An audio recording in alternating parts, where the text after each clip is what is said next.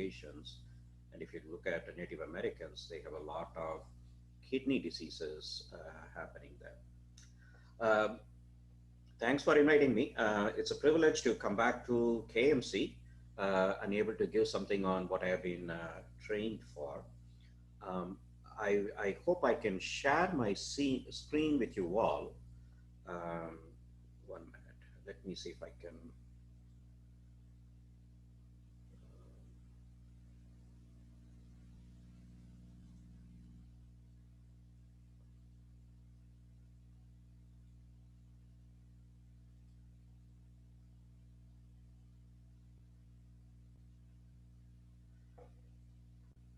Just wanted to check if you are all able to see the screen from my computer.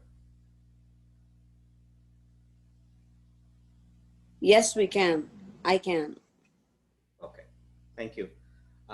So today I wanted to talk a little bit about diabetes, give some introduction and some pearls about practice management. And I want to talk about what are the new changes which have happened in the paradigm of diabetes management. The way prevalence of diabetes, what are the risk factors for developing diabetes, what is the new thing which has come in the last 2 3 years in the clinical management of diabetes, the role of exercise and weight loss, and other cardiovascular conditions associated with the diabetes which needs to be taken care of. As I go through these slides, if anybody has any questions or if I'm going too fast or for whatever reason, technical problem, if you can't hear the audio or video, please let me know. Otherwise, I don't have any way of knowing. I'm not seeing all of you. The first slide I wanted to show is the prevalence of diabetes in India compared to 1990 when I was in medical school. And you can see the highest rate of prevalence at that time were starting to come up in the southern states, particularly Kerala, Tamil Nadu, around Karnataka, and in the middle part of India, Madhya Pradesh. As the years went by, in the next 15 years, almost all of India have an incidence rate of roughly around 6 to 7.5% increase in the prevalence of diabetes itself. These are the people who are being diagnosed to be diabetic. So we used to say here, for every patient who is diagnosed to be a diabetic, there are two more which are in India as such. The next slide, I'm showing you the incidence and prevalence of diabetes in males and females in India. Doctor, can I Yes, interrupt just a second? Your slide needs to be the complete screen. Looks like you're on the slide view and not on the presentation view. apologize. How do I do that? I think you need to go into your tools and then change it to the presentation view rather than the slide view. This is the slide view that we use. So you need to get out of this and then make it into a presentation view. You got to do that from your screen. All right, I just changed it.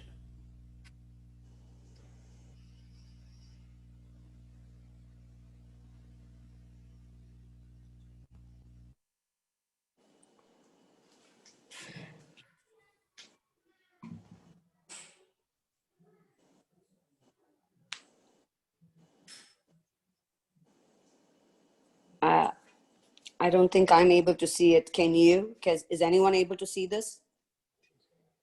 No, we can't see. No, sir. No. Okay. So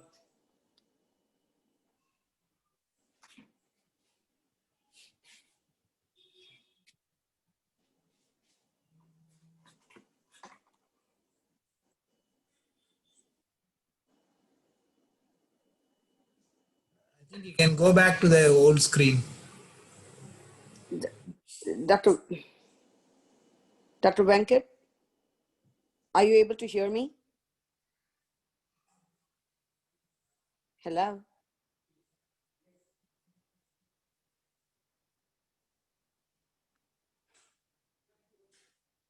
Hello?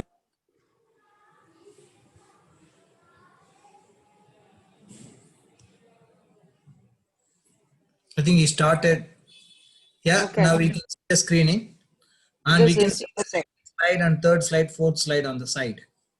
The second slide This is, yeah, I think it's good. It's a, now you got it. Now yeah, it's fourth slide. This is the fourth slide. I think you can start with the second slide.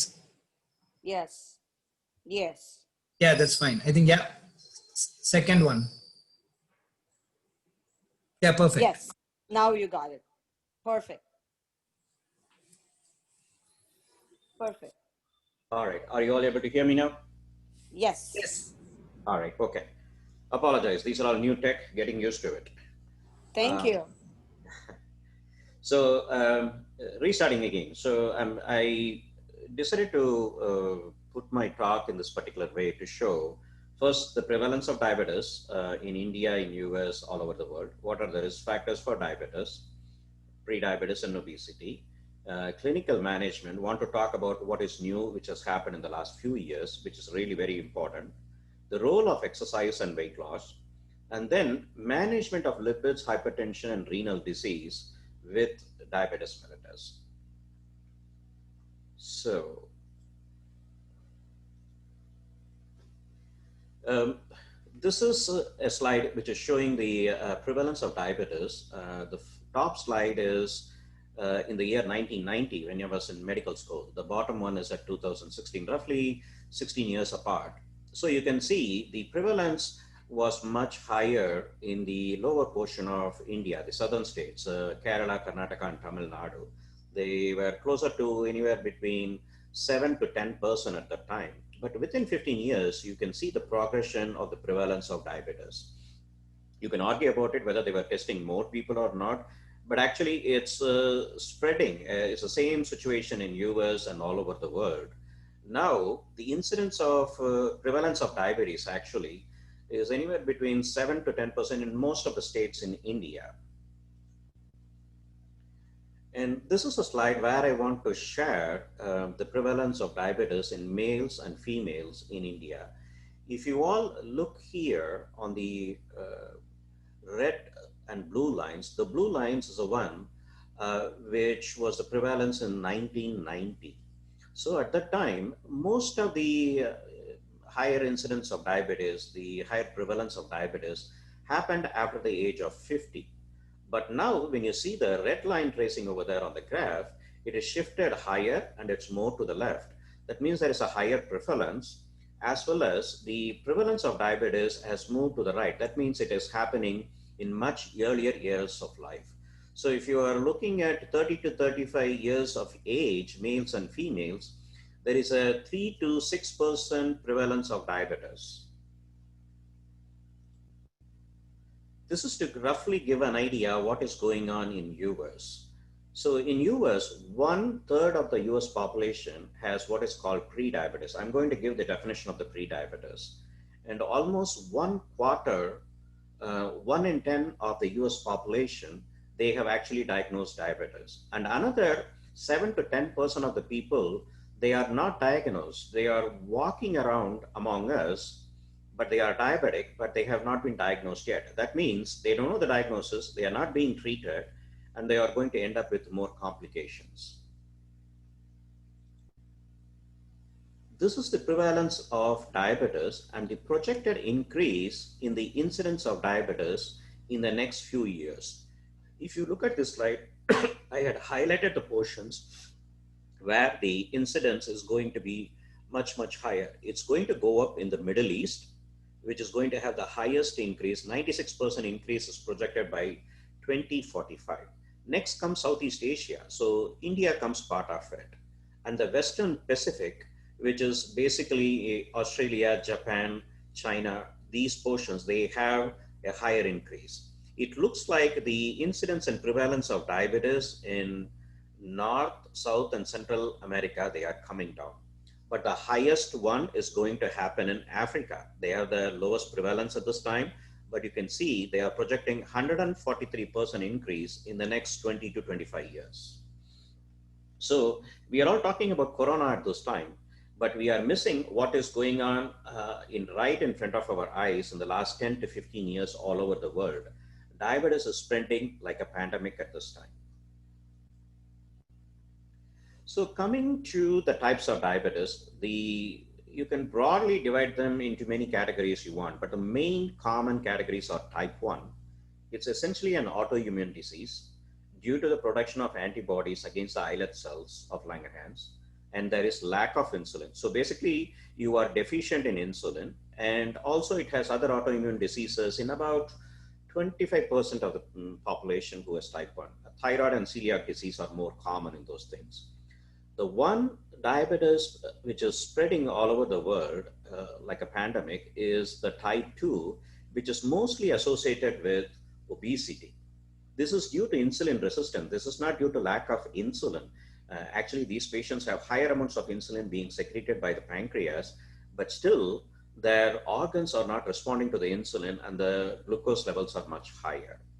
The other thing is called gestational diabetes. This is again rising in incidence due to the increased incidence of obesity and the environmental factors and the fast food and other factors. So there is a higher risk.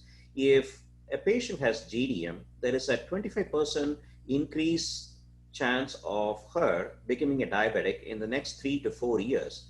In fact, the current recommendations are after the patient delivers the baby, she's supposed to get checked for diabetes immediately within the first 3 months after delivery and every year after that. And there are other rare types of diabetes, including mature onset diabetes of the young, storage disorders, those kind of diabetes, but these are very rare.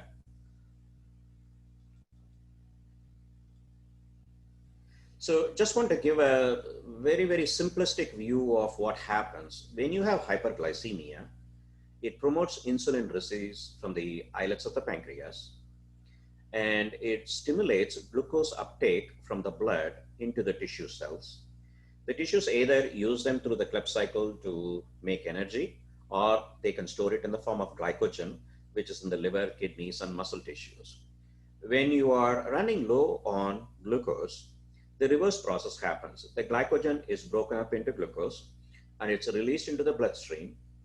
And this low blood sugar triggers the release of glucagon, again from the pancreas, which reduces the secretion of insulin, and it also stimulates the breakdown of further glucagon, raising the blood glucose levels. This is the normal physiology. So what happens is when there is a higher amount of glucose in the blood, there are transporters on the cell membrane. These are called GLUT transporters, basically glucose transporters in short as GLUT. There are about 5 to 7 of them. I had mentioned 5 of them here. Some of them, they don't require insulin to transport the glucose into the cell, particularly in the brain and in the eyes. But if you take other organs like liver and kidneys, they require the presence of insulin to take the glucose inside the cell and to metabolize it. So the GLUT2 receptors and GLUT4 receptors are important in regulation of serum glucose. This picture shows what happens in type 1 diabetes mellitus. These, due to environmental factors, due to viral infections, there have been various causes attributed to the development of autoantibodies to the islet of Langerhans. There happens beta cell destruction, apoptosis. Due to that, there is lesser secretion of insulin. At one point, you have insulin deficiency. When you have insulin deficiency, your blood glucose goes up. Like in the previous slide I showed, the GLUT2 and 4 receptors, they are unable to assimilate the glucose from the blood. So it leads to secretion of the glucose in the urine. So that leads to glycosuria. Because glucose acts like an osmolyte, it also causes polyuria, it causes volume depletion, it causes increased thirst. Essentially, this kind of cascade gives rise to the symptoms and signs of diabetes mellitus when it's not under control. When you don't have glucose for energy metabolism, the body looks for other areas to look for energy. The next one is the fat storage. Basically, that leads to breakage of the fatty cells, leading to ketoacidosis, And if it's not corrected, it leads to diabetic coma. The same thing happens in the rest of the tissues also. The problem is the muscle glycogen cannot come out of the muscle, and that is can be only used within the muscle. And if you can't use the glucose without the insulin, you have breakdown of the fatty tissues, increasing the acidosis in the muscle, which leads to muscle pain and weakness and so forth. So essentially, it's a simplistic way of looking at type 1 diabetes mellitus and its causes. This is a pictorial way of looking at type 2 diabetes. Here, like I told you, there is plenty of insulin in the body. There is plenty of glucose running around in the blood vessels. But the GLUT4 receptors, there is a resistance to the insulin. Some of the insulin bind to it, but intracellularly, it doesn't open the channels for the glucose to enter the cell. So this leads to hyperglycemia and a relative deficiency of glucose within the cell. This is supposed to be a very, very simplistic way of looking at type 2 diabetes. Is essentially a glucose resistance at the glucose transporter receptor level. And I want you all to concentrate on a couple of enzymes which are present all over the body, but mainly in the pancreas. One of them is called the incretins, the GLP-1 and the GIP, which is the gastrointestinal polypeptide. These two hormones, they stimulate the insulin release from the pancreas in response to food in the stomach, which obviously leads to lower blood sugar. They also block the release of glucagon. So the glycogen breakage, it doesn't happen. It blocks the release of glucose from the liver and the kidneys. So the incretins acts by two ways, by increasing the insulin release and inhibiting the glucagon release. Why I'm showing this is one of the pathway the pharmacotherapy is being used to control diabetes. The second one which I want you to concentrate is the DDP4 enzyme. DDP4 enzyme actually inactivates the incretins. So if the DDP4 enzyme is higher in quantity or it's active, it's going to reduce the amount of incretins secreted in the pancreas and from other organs. It's going to decrease the insulin release. This is the normal physiology. But the drug acting on them, DDP4 inhibitors, blocks this, so the incretins stay longer after being produced, stimulating the release of insulin and inhibiting the glucagon release. And this is being used for treatment of diabetes. So what are the risk factors for diabetes? Essentially, the most important thing which sits in the slide is your family. You can't choose your parents. What I'm trying to say is the most common cause of insulin resistance is transferred by the genes, actually. This has been proven in Native American population, Puma Indians. When they are pure blood, that means they have married within their community, produce offspring and so forth. The insulin resistance is so high when you account for different factors, including body weight, exercise, what food they eat and so forth. When you take out all these compounding factors, still genes play a major part. So if you're a South Asian, like we are all prone for getting diabetes. We have a higher incidence of diabetes just because of the genetic history. That doesn't mean we should try to prevent it or control it. The second thing is unhealthy eating. More and more these days, lifestyle has become busy. More and more fast foods are coming. More and more compacted, high energy, rich foods are being sold. And this causes unhealthy eating. This causes sudden rise in your blood sugar, increased cholesterol levels after eating, which causes more insulin resistance, more obesity, and the cycle goes on to become a pre-diabetic, and it leads on to diabetes. And obviously, overweight is a final end product of these things. So if you want to look at detail, what are the risk factors of developing pre-diabetes and type 2 diabetes? This is a whole set of things which you can see it on the slide. The topic is about diabetes, but I'm also talking about pre-diabetes because they used to classify diabetes as a particular specific disease which starts at a particular timeline and it creates some complications. But I'm going to show you in the next few slides, actually many of the microvascular complications, they start much earlier before someone becomes a diabetic. Many of these things happen when they are in the pre-diabetes stage. Many of these things happen when they are overweight and being obese. So if you want to screen somebody for diabetes, you have to include those population who are being a pre-diabetic also, and plus risk factors. So currently they have come up with the recommendations. Anybody above the age of 45 needs to be screened for diabetes. If you have family history of diabetes or heart disease, you need to be screened. If you are overweight or obese, they need to be. If you have a sedentary lifestyle, you need to be. If you are a non-white, that means anybody other than a Caucasian thing, they need to be screened for diabetes if possible at an earlier age. And if you have any signs of metabolic syndrome, dyslipidemia, elevated blood pressure, obesity, if you have polycystic ovarian syndrome, or if you have signs like acanthosis nigricans, which usually you can see it in the cervical area, behind the neck, near the axillary area, or if you have non-alcoholic fatty liver disease, it's a high risk. You need to screen for diabetes mellitus. Of course, if you have hypertension, if you have dyslipidemia, and certain therapy, if you are getting, you have to screen for diabetes. Patients on steroids, patients who are on antipsychotic therapy, many of the antidepressants give rise to overweight and obesity. They need to be screened for prediabetes and diabetes.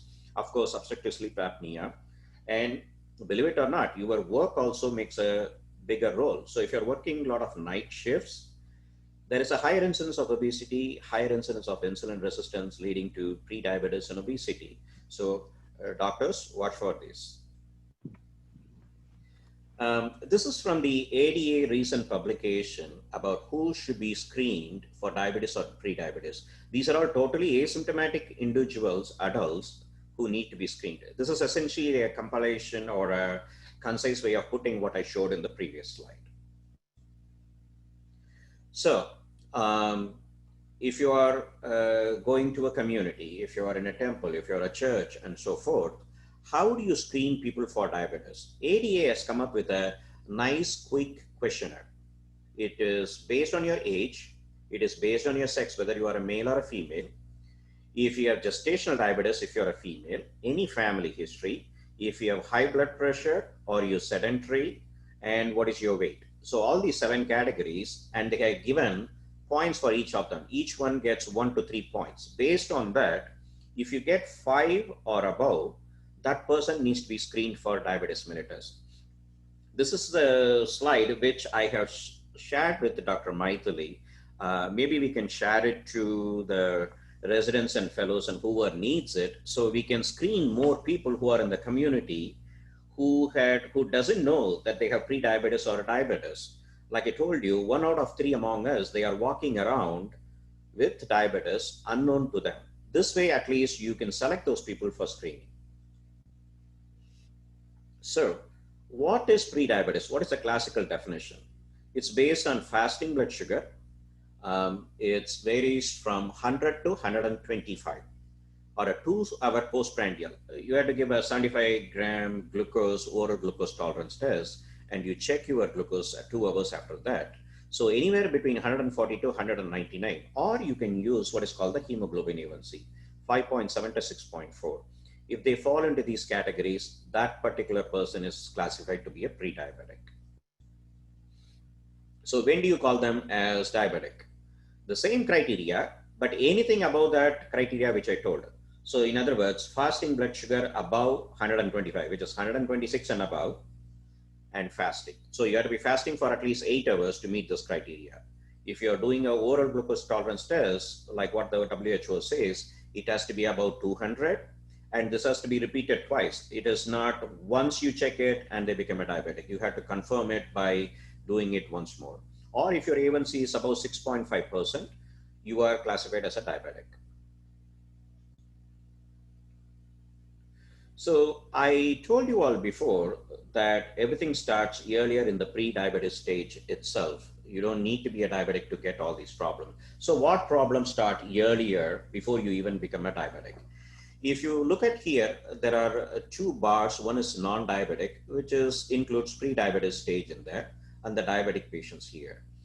The mild to moderate retinopathy, if you see that on the non-diabetic scale, it's not 0, it's at 1.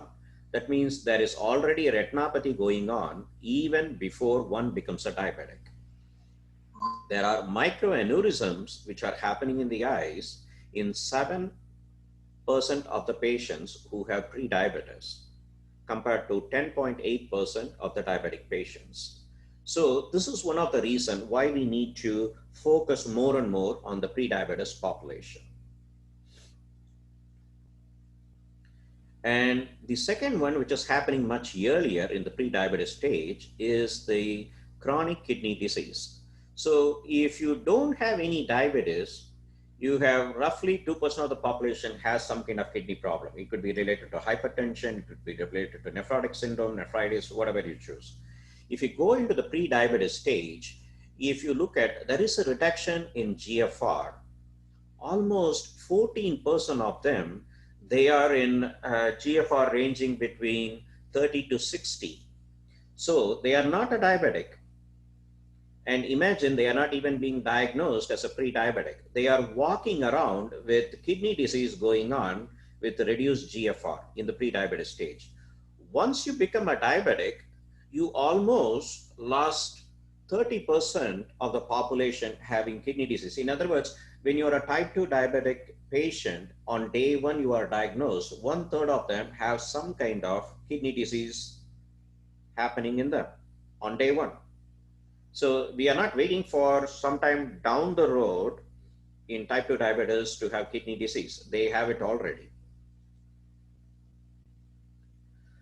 So this led to the idea that we need to address things in pre-diabetes and prevent people from becoming a diabetic, because there is a higher incidence of retinopathy, higher incidence of nephropathy, like I showed in the last 2 slides. So they wanted to see what works. So they did a study which is called the diabetes prevention study. It's a fantastic study. What they did was they did 3 different things. One was a placebo. Don't do anything, just watch the patient over a period of few years. The second one, they decided to do called lifestyle intervention. That means we tell everybody, go home, eat less carbohydrates, lose weight, exercise, these are the things. But most patients don't do. Here, what they did was they were following the patient week after week. Somebody was calling from the clinic, how much did you weigh today? How much did you exercise today? If they say I didn't do exercise, then they have to do exercise. They have to do at least 150 minutes of exercise every day, moderate intensity exercise. That means you have to walk between 3 to 3.5 miles per hour kind of exercise. And the dietitian was calling, talking about what they are eating, what to get controlled and so forth. If you look at the slide, and then they also used a third arm where they were giving medication to the patient, metformin. So if you look at, the interesting part is the best outcomes which reduced the incidence of diabetes mellitus was the lifestyle intervention, which costs no money, which we have to promote it to the patient every single time when they come to our clinic. Because taking medication and doing nothing, you have a higher incidence of diabetes. But by doing this lifestyle intervention, you get the most bang for the money. So the next thing is the metformin was able to reduce the incidence of diabetes mellitus by roughly 30 to 40%. So lifestyle therapy, losing your weight, controlling your diet, doing moderate intensity exercises, reduces the incidence of type 2 diabetes over a range of 10 years by almost 40%. That means 1/2 of the population, you can prevent them from becoming a diabetic just by doing this. So how much weight you should lose? The patient says, oh, I lost 1 kilogram, or maybe I lost a pound. That's not enough. You are looking at 7% of weight loss to have some meaningful effect on your A1C. How much physical activity? 150 minutes. What kind of diet you can do? They have tried different kinds of diet. The 2 diet which seems to be working is a low calorie, low fat diet or a Mediterranean diet. And I had given you all the studies here, which are all for diabetes prevention. The one which I showed you was done in the US. The dark wing study was done in China because they were getting higher incidence of diabetes. They looked at the same thing. And then the DPP studies, initially they looked at 3 to 5 years, they extended it to 7 years and 10 years. They continue to have lesser incidence of diabetes who were participated in this program. So the current recommendation from ADA is if anybody who has pre-diabetes, they need to be on lifestyle modification, number one, because it gives the most effectiveness, and number two is metformin added to them. So you all can ask, what else can they do? Are there other medications which can do? Yes, apart from metformin, acarbose had been studied. They also looked at pioglitazone, which gives a much greater reduction of type 2 diabetes. 72%, almost 3/4 of the people who took Actos, that prevented them from getting diabetes. And what else worked? Weight loss. Whether you did exercise, cut down on your diet, or you went on weight loss medication or surgery, that prevented the incidence of diabetes. So losing weight is much, much more important. Of these, the recommendations to use for pre-diabetes is lifestyle intervention and metformin. I'm just showing these slides, the importance of losing weight and using medications in prevention of diabetes. So this is like a small algorithm, how to deal with pre-diabetes. So the first and foremost thing is weight loss. You have to treat associated risk factors. If the patient cannot lose weight on their own, you can use weight loss therapies. That means medications and surgeries. So if you are BMI of 30 and above, you are eligible for medications. If you have BMI 30 plus hypertension or other cardiovascular risk factors, you are also eligible for bariatric surgery. So these are the things you need to look at. This is a slide which I really like very much. This was basically done as a measure of insulin-mediated glucose uptake. Basically what they do is they run glucose on one side, they run insulin on the other arm, and they see how much insulin you require to get a predefined glucose level. Okay, if you look on the bottom where it says lean NGT, that's the person who doesn't have pre-diabetes or diabetes. In those patients, to maintain a blood sugar of 100, you require lesser amount of insulin, right? And then you gain weight. Still, you have normal glucose. That means your blood sugar is around 100. And you can look at the insulin level corresponding on the top. The insulin level started rising. It's almost at 75. If you look at OB-NGT on the bottom, see on the top, it's closer to 75 on the mean plasma insulin. That means your pancreas is producing more insulin to keep the blood sugar normal if you're obese. The third stage is if you have impaired glucose intolerance. When you have impaired glucose intolerance plus obesity, your pancreas is working at its maximum. So it's going on full throttle, producing lots and lots and lots of insulin to produce the same amount of blood sugar, but it's still struggling. If you can see on the bottom, the blood sugar is not exactly 100. It had gone from 100 to 150, but it's going at full speed, producing the maximum amount of insulin it can produce. When you become diabetic, now you are at the losing stage.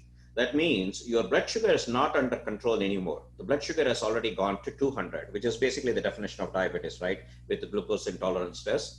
But if you look at the corresponding insulin on the top, the pancreas has been producing lots of insulin, but now it's getting burnt out. So the amount of insulin being produced is getting lower and lower. So when you are a diabetic and obese, that means your pancreas has gone beyond the stage of producing the maximum amount of insulin it could do, and it's dropping down and your blood sugars are rising. And then it comes at a particular stage in life where the amount of insulin produced by the pancreas goes very low, because the islet cells of Langerhans, they undergo apoptosis when you have severe hyperglycemia. Because of the hyperglycemia, you produce excess amount of fatty acids. These are toxic for the islet cells. So these cells are destroyed. And number two, the normal division of islet cell producing more islet cells, that process is affected. So you have lesser new cells producing insulin. So you have lesser amount of insulin being produced, And now is a stage where you have to introduce insulin in type 2 diabetic patients.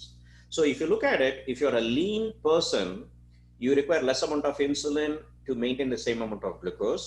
When you are obese and glucose intolerance, you are producing maximum amount of insulin, but still your sugar is not under control. When you are a diabetic, the amount of insulin produced goes on decreasing and you have rising insulin resistance, your sugar is not under control. At one point, your pancreas gives up and then you have to give insulin from outside. This is the natural history of diabetes mellitus. In fact, we say that diabetes is a chronic disease. It's a progressive disease. This is what happened in each and every patient. So some patient might think, oh doc, I'm going on insulin, whether it's a failure on me. No, probably 15 to 20 years down the road, the pancreatic cells, the islet cells, they can't produce enough more insulin and they undergo apoptosis. So you need to give them insulin. So when you see a diabetic patient, how do you assess them? How do you formulate a treatment plan? Essentially, let me back up. In olden days, when we look at blood sugars, we say, oh, we have to bring down your blood sugars. If it's less than 200, it's okay. If your A1C less than 8, it's okay. But those are numbers just treating the blood sugars. In diabetes, there are associated factors. The ultimate outcome everybody is looking for, cardiovascular morbidity and mortality. You are looking at whether the patient is going to die because of MI, heart failure, stroke, and so forth. That's what you are trying to prevent by addressing the diabetes. So essentially, whenever you are seeing a diabetic patient, you are going to look at their cardiovascular history, whether they have any heart failure. You have to assess their 10-year cardiovascular risk. And you have to see whether they have kidney disease already. Like I told you, 1/3 of the diabetic patients, when they get diagnosed, they are in some stages of kidney failure already. And you have to see whether they are at risk for any low blood sugars. And when you talk to the patient, you have to tell them what should be your blood sugar, what should be your A1C, how soon we are going to bring down your blood sugar back to normal, or whether we are going to do it or not. If you have high blood pressure, what is the number we are going to target? And we also have to teach them how to manage the diabetes on their own. This is a disease which is going to be lifelong. So the patient has to understand the disease very well. It's actually a lifestyle change which they have to incorporate. They have to change their diet, they have to change their exercise pattern, they have to go on medications, they have to watch for hypoglycemia. So the patient needs to understand these things. So there should be ongoing education with the patient, and we have to fine tune it, change it based on the management of diabetes and its control. So when you are using treatment, what are the treatment options you can use? One is we are using lifestyle management is the first and foremost. So everybody try to exercise, everybody try to control the amount of carbs they are eating. You can choose different diet, whichever you want, DASH diet, Mediterranean diet, you can name it, you can use it. But the thing is, amount of calorie restriction should be there. You have to exercise, you have to have moderate amount of exercise and so forth. Then you use medications to lower your glucose. The important thing these days is you have to choose medications which will affect in the future, 10 years down the road, regarding their heart and kidneys, because those are the most important things which affects their lifespan. So that's what we need to do. And we have to look at how we are going to give these medications, tablets, insulin, pumps. How are we going to monitor finger stick readings, continuous glucose monitor? What do we do? And we also need to look at when we are going to send them to a specialist. So I want to talk a little bit about weight loss. How much weight loss everybody with the diabetes or pre-diabetes should lose it? So based on their body weight, you are looking at least 5 to 7% of the weight loss. Till 3 years ago, ADA used to say 5%. Now they can increase to 7%.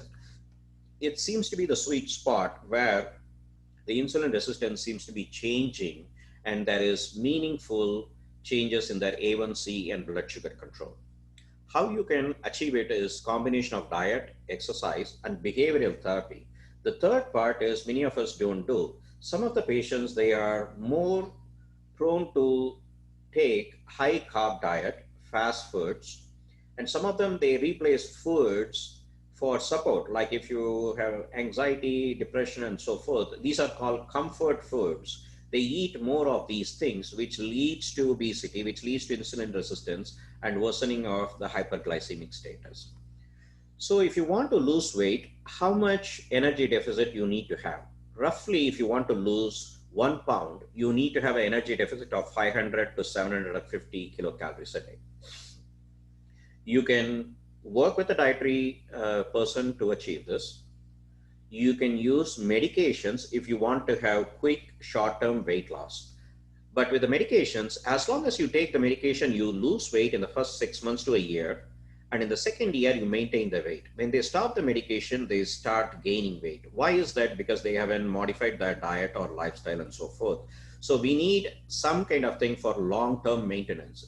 There are a few medications you can take long-term, or if the patient is really overweight with a BMI of 40, 45 plus with comorbidities, they are candidates for bariatric surgery. So we can look at it.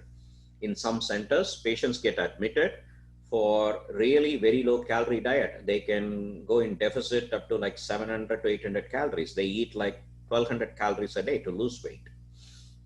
And when we are choosing diabetic medication, we have to be conscious of the fact that some diabetic medications, when you use, they lead to weight gain. Some psychotic medications, antidepressant medications, they lead to weight gain. So in a diabetic patients, you have to choose medications either which are weight neutral or which will help them to lose weight. I'll be talking about those medications down the road. And regarding weight loss medication, if you start them, they have to lose at least 5% of their body weight. If they are not using it, they have to stop the weight loss medication. So in a nutshell, what are the treatment goals, the ABCs of diabetes? If you're looking at blood sugar, it doesn't matter whether you're taking oral medication, insulin, or whatever. Your preprandial, your fasting sugar should be 80 to 130. If you are checking your blood sugar 2 hours after you eat, it should be less than 180. This applies for most of the patients, but if you're looking at certain subset of population, particularly if you're looking at a pregnant female, these numbers are totally different. In female, 1 hour postprandial should be less than 140. And 1 hour should be, 2 hours should be less than 120. And the fasting should be less than 90. So the numbers are slightly different. And if you look at different organizations, WHO, ADA, there will be a slight variation. So depending upon which population you are using, these numbers you have to modify a little bit. Who should have really tight control? For patients who are young, who are pregnant, who have been recently diagnosed with diabetes, and who doesn't have cardiovascular problems. So these patients, you can target a A1C of 6.5%. ADA takes a more conservative, cautious approach. They say A1C 7% for most. In some patients, we want to keep them at a higher blood glucose level because of complications. So those are elderly people above the age of 65. If you have heart disease, kidney disease, or if you have limited life expectancy, suppose there is a cancer patient who has stage 4 breast cancer, we are not going to achieve anything by controlling their blood sugar tightly to like 6 of A1C. Or if the patient has what is called brittle diabetes, or people who have mental health conditions who cannot follow directions, you don't want them to force them to take medications, end up in hypoglycemia, have problems. Or patients with the dementia who cannot follow your directions. So in those patients, you want to keep the blood sugar slightly at a higher level. And you have to treat their cholesterol levels also. When you're looking at cholesterol levels, there are two things which are important: the LDL cholesterol and the HDL cholesterol. The LDL levels, depending upon which organization you look at, they vary between 70 to 100. They say diabetes is called a coronary equivalent. That means it's almost like somebody who had a heart attack. If you have diabetes, you have that equivalency. So they want to keep the LDL around 70 if you're following the American College of Clinical Endocrinologists. If you look at ADA, they say 70 to 100. The important point is if you have to keep the LDL below 100 and if possible less than 70 by using, sorry.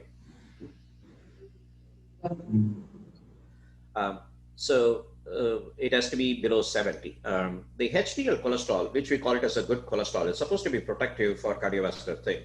Ideally, if it's above 60, it's protective, but it's one of those cholesterol which is very difficult to raise. There are a few things which raises. One is estrogen. Number two is losing weight, quitting smoking. These things help to raise the HDL, but otherwise, it's your natural mechanisms. When you're lowering the LDL, there is a slight increase in HDL cholesterol.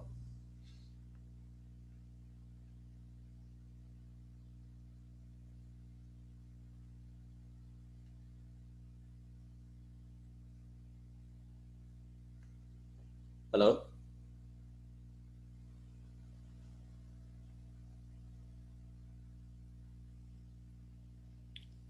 Hello?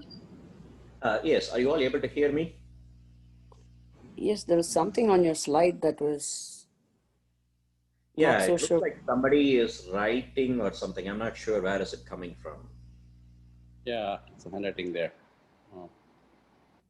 Can But I you can let hear that you. person know? Not so sure who is Let doing me, that. me. Can we get that person off the Zoom? Maybe move to the next slide. Does it help?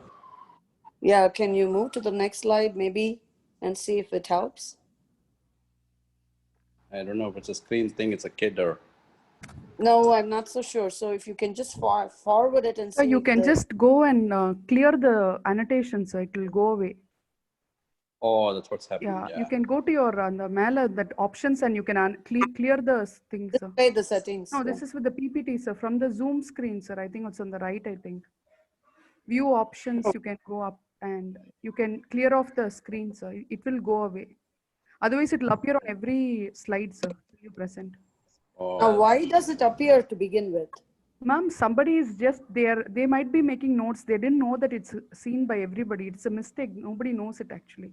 Probably I see. it's just done by, you know. So, so you're making change in the slides, sir. I don't think we have to make it, sir. In the this thing, you're sharing the screen, no, sir. Yes, I'm sharing. So yes, sir. So go on the top and you can see that you're viewing your screen and then view options, sir. Yeah, and it says If you click there, it will say clear screen or something, sir. Full highlight. It will the annotations you can do it, sir. Or close and reopen the PowerPoint, maybe. Maybe, sir. I'm not sure with Yeah, close and reopen it. And I've seen that when you close and reopen it, maybe it disappears. that. Thank you. Just one thing, right?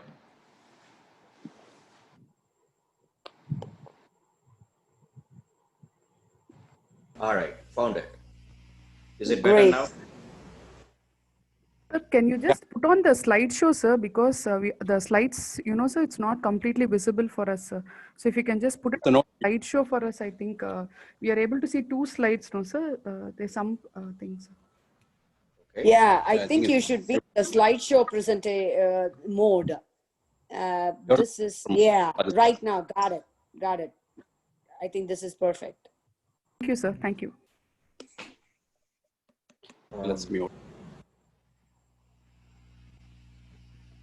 All right, this is the last slide I finished, I think. Okay. Now we have to look at how we are going to prevent complications. So if somebody is smoking, if they are a diabetic, that increases the risk of the cardiovascular disease by almost like 200%. So anybody who is diabetic needs to quit smoking. Food hygiene, we have to tell the patient to look at their feet every day.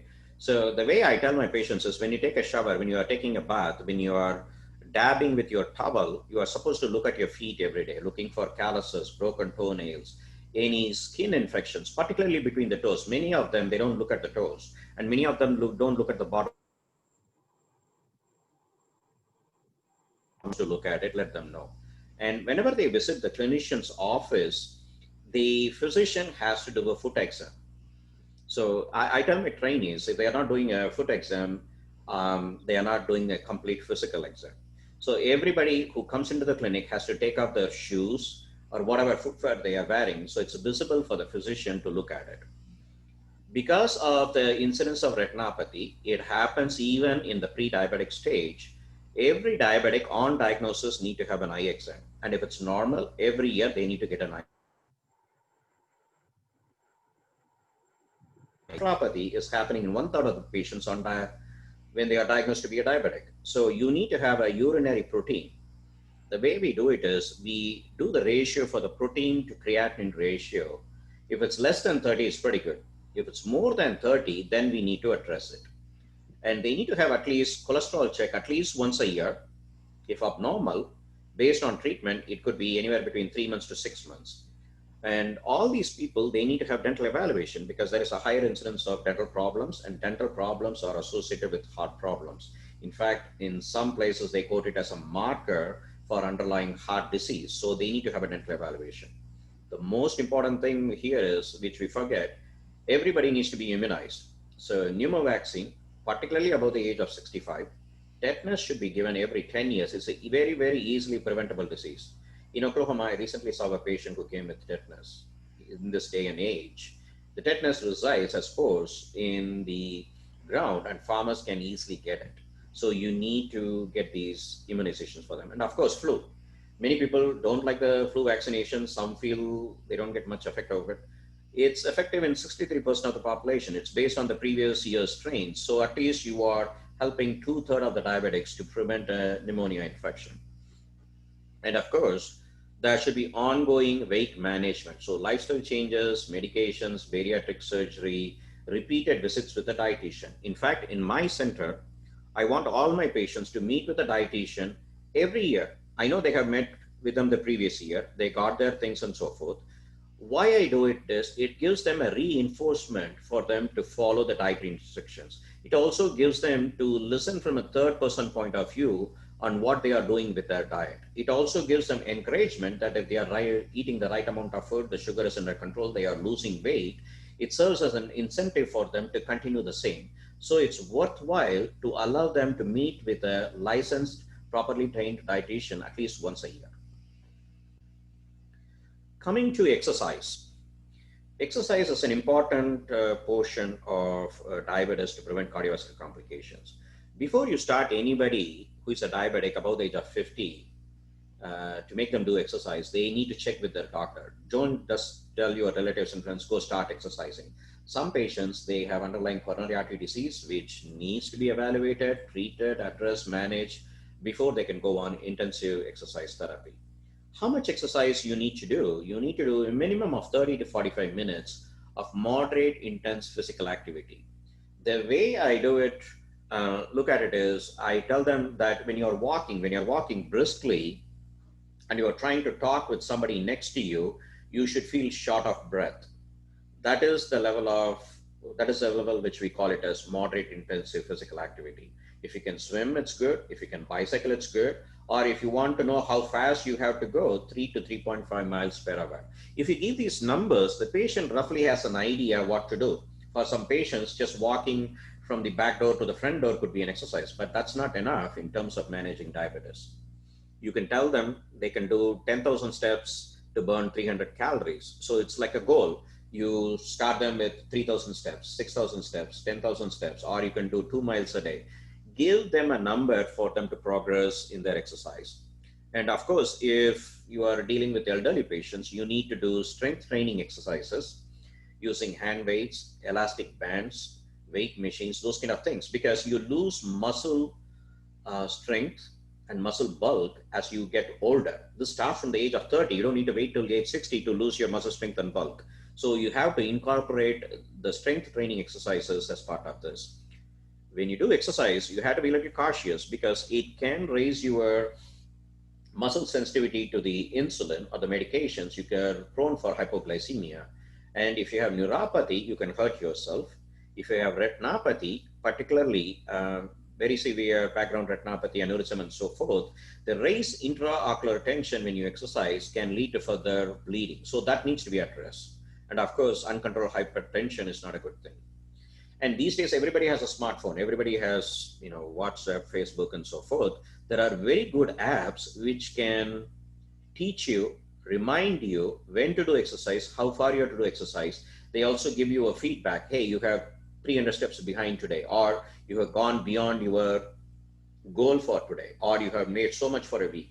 In fact, you can share your statistics with your friends That's why I wrote it on the top. You always do it with an exercise buddy. It's like a competition between the two, but it's also support for each other to do the exercise. And every patient who has diabetes should have what is called an emergency plan. This one I have shared to the WhatsApp group. So you may all want to make a copy. You can give it to your patients. You can give it to your relatives who have diabetes. They need to know what happens if there is an emergency with diabetes, or what happens if there is flooding and rain, what you need to keep, what kind of clothing and shoes you need, how to save your medications. All patients should also have what is called a medical bracelet identifying them that they are diabetic. I have seen some patients who have become hypoglycemic, and they are actually in altered mental status due to that.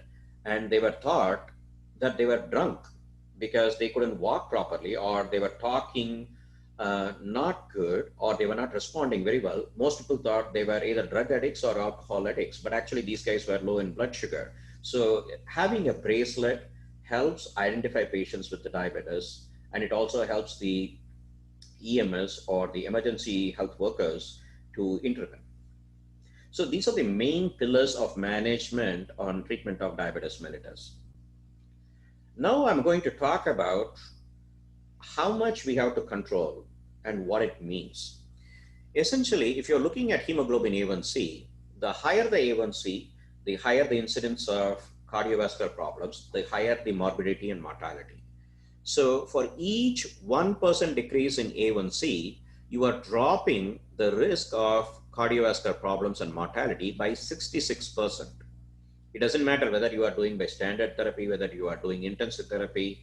For every drop in A1C, you are actually decreasing the incidence of cardiovascular problems. So you want to tightly control the A1C. How tightly you want to control it? So this is what is called a bell-shaped curve. So if your A1C of 11, your mortality rate is really high. The hazard ratio is 1.8. It's almost 2 times than of a normal person. So you have to control it quickly and also bring it to closer levels. But when you come to the hemoglobin A1C between 7 to 8, that's where your mortality hazard ratio becomes closer to 1. But when you start controlling it further, less than 6.5 and 6, if you're a diabetic, you can see the mortality rate actually increases. So too tight of a diabetic control is also not good. So the sweet spot, what we are looking for is anywhere between 6.5 to 7, if at all 7.5. That's what this slide is showing here. We talked about retinopathy, we talked about nephropathy, that they are already present in the pre-diabetes stage. So by tightly controlling how much reduction in complications you can get. So at hemoglobin A1C of 10, the hazard ratio is 10 times higher. And when you're bringing down the A1C, for every 1% reduction in A1C, you are dropping the risk by almost 1/3. So the 10 becomes like 6, 3, and 1. So when you're coming closer to a hemoglobin A1C of 6 or 7, you are closer to the hazard ratio of 1. So what about heart attacks? We always talk about cardiovascular outcomes, right? So the hazard ratio is roughly around 5 if your A1C is around 9. So you have a higher risk of heart attacks. But when you bring it down closer to 6 and 7, the amount of the risk associated with heart attack becomes low, but it doesn't become 1. To make it 1, you have to bring it down further. But like I told in 2 slides before, if you bring down the A1C below 6.5, the mortality ratio increases, even though it reduces the risk of heart attack.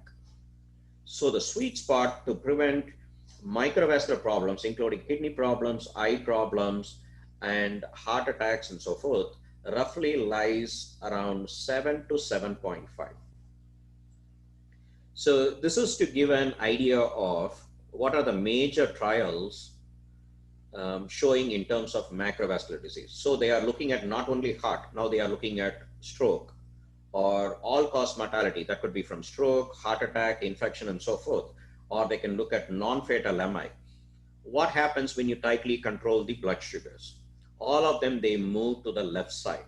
That means they want you to treat the diabetes intensively, bring down the A1C closer to 7, you reduce the risk of major vascular outcomes. That includes heart attacks, strokes, peripheral vascular disease, and death. So, do we apply this principle that we need to tightly control the blood sugar in each and every patient? No. Here is where medicine should be practiced as an art. So this is a wonderful slide which says who you want to control the blood sugar aggressively, who do you want to treat the diabetes quickly and with the most agents possible. So if somebody who has been recently diagnosed, somebody who is young, somebody who doesn't have any complications, you can have microvascular complications though, but no macrovascular complications, and who are supposed to live long, those people, you start them on 2 to 3 medications, try to bring down their A1C quickly over a period of 3 to 9 months, and closer to A1C of 7. If you are an older person above the age of 65, if you have well-established kidney disease, say stage 4, stage 5 renal dialysis, if you have 2 heart attacks, you have heart failure, you are a very bad COPD who are on home oxygen and so forth. So those patients, you don't want to tightly control the A1C. If you tightly control the A1C in those people, your mortality rate goes higher. So their tight control of diabetes is actually harmful. So on the left portion of the slide, where you want to control the diabetes very quickly, aggressively, and so forth, on the left side, you are becoming more lenient. And of course, you have to take into account whether the patient can understand you, whether the patient can buy the medications you are prescribing them, whether the patients can follow your directions. You have to take that into account, because 50% is you are giving the recommendations and 50% is how the patient is going to follow them. And in diabetes management, it used to be a doctor-patient relationship at least 15 years ago when I started the residency. Now it has become like a multi-specialty management, and it has multi-facets of management.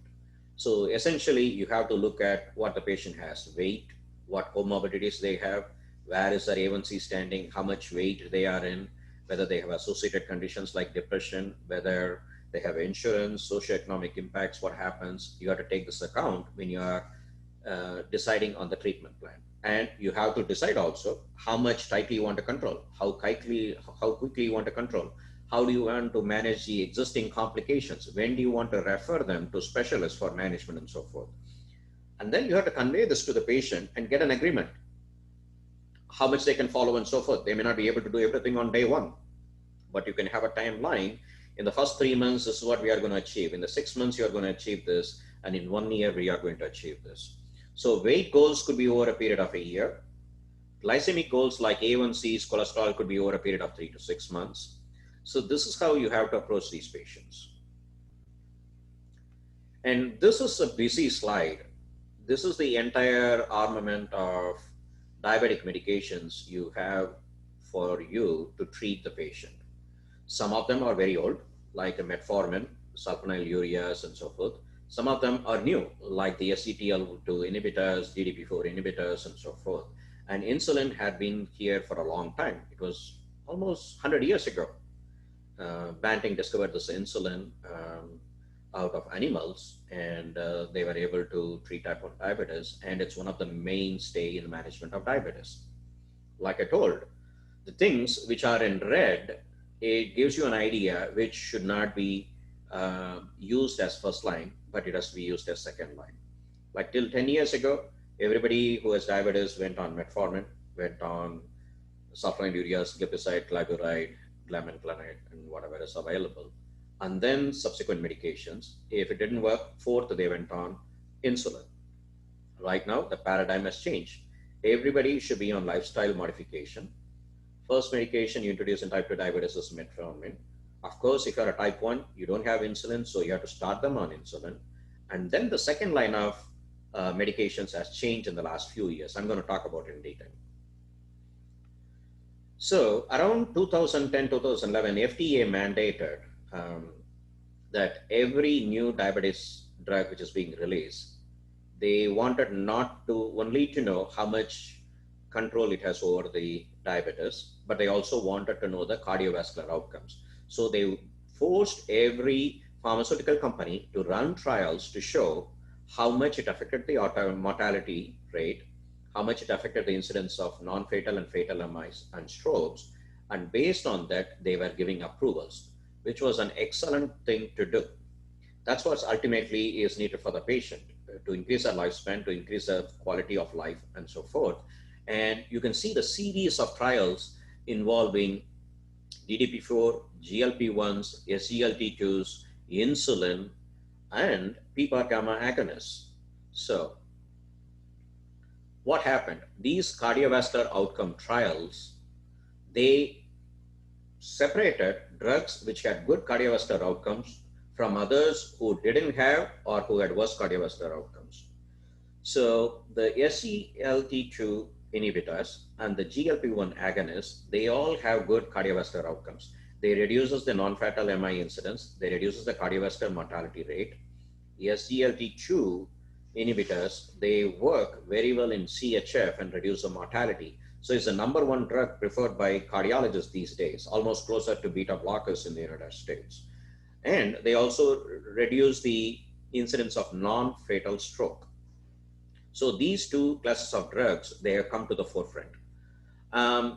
Even among those medications, they are not created equal. The exenatide, which was basically derived from reptile found in Mexico, it was a VA physician who identified it and patented it and did it. That one doesn't have great cardiovascular outcome. In other words, it doesn't cause improvement in cardiovascular outcomes if you give it every day. But if you give it an extended release form, it was able to do that. But liraglutide and semaglutide, these are the two ones currently in vogue. They improve cardiovascular outcomes. The other GLP-1s, they don't worsen it and they also don't improve it. So they are called non-inferior. So there is a differentiation if you want to choose medications for diabetes. So how do you, when you approach a patient, how do you want to treat them? Of course, if you look on top of the screen, it says lifestyle management. That means exercise, weight loss, calorie restriction. Then comes pharmacotherapy. And as you all can see, everybody gets metformin. You choose how many medications you are going to introduce based on your hemoglobin A1C. If your A1C is less than 9, you can introduce lifestyle modifications plus metformin. If it's above 9, then you have to consider dual therapy. So if you diagnose a new patient with diabetes and his A1C is 10, you're not going to send him home on lifestyle therapy and see back in 6 months. You are going to put him on lifestyle therapy. You are going to start him on metformin plus one more drug. So 2 drugs plus lifestyle therapy is a norm for A1C above 9. And if you are A1C about 10 or 10.5, and if you have symptoms like weight loss, polyuria, polydipsia, remember the slide I showed you in the lifespan of the diabetes where you have less insulin and your sugars are going up, you have to introduce insulin. So anybody who has blood sugars which are not under control, say 300, polyuria, polydipsia, your metformin oral agents are not going to work. They need to be on insulin, even on day 1. So depending upon your A1C, you have to choose your medications. So you give these medications. When you want to see them? So you have to see them in 3 months. You have to see them whether they are adherent to their lifestyle therapy and whether their A1C is coming down. If it's the 3 months it's not working, your A1C hasn't come down, then you have to add medication. That means you are intensifying your regimen. And again, in 3 months, you see them. If it doesn't work, you are going to add one more medication. It could be oral medication or insulin. So if you look at it here from day 1, within 1 year, a patient who is diagnosed to be a diabetic, if it's not under control, every 3 months he gets medications added. At the end of the first year, if it's not under control, he's going to end up with insulin, or he'll be on at least 3 medications to control the diabetes mellitus.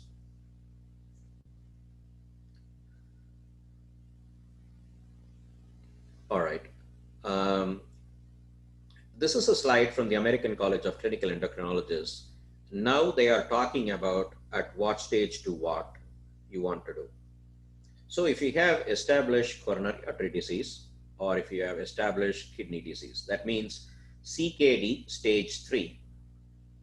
This is the GFR, which we are talking about between 30 to 45, right? So those patients, they want you to start after metformin, first SGTL1, SGTL2 inhibitors. And if they can't do it, they can go on GLP-1 agonists, like liraglutide, semaglutide, those kind of things. If not, they can go on insulin. So previously, when we were using metformin, sulfonylureas, pioglitazone, and then insulin and so forth, the paradigm has changed. Now they want to know if you're a diabetic, whether you have heart disease or you don't have heart disease, whether you're obese or not obese, whether you have kidney disease or no kidney disease. Based on that, the second choice of agents have changed. So the second choice of agents on these patients who either have kidney disease, heart disease, obese, and so forth is SGLT2 inhibitors followed by GLP-1 agonists. This is a busy slide which basically tells what to do when and so forth. So on the right side, you have heart disease. The choice of your medication will be GLP-1, SGLT2. If you have heart failure, kidney disease, SGLT2 is a second line agent apart from metformin. If you want to avoid hypoglycemia, you have to choose either DDP4, GLP-1, SGLT2 inhibitors. These are like, they don't produce hypoglycemia by themselves, but if you mix it with insulin, they can produce hypoglycemia.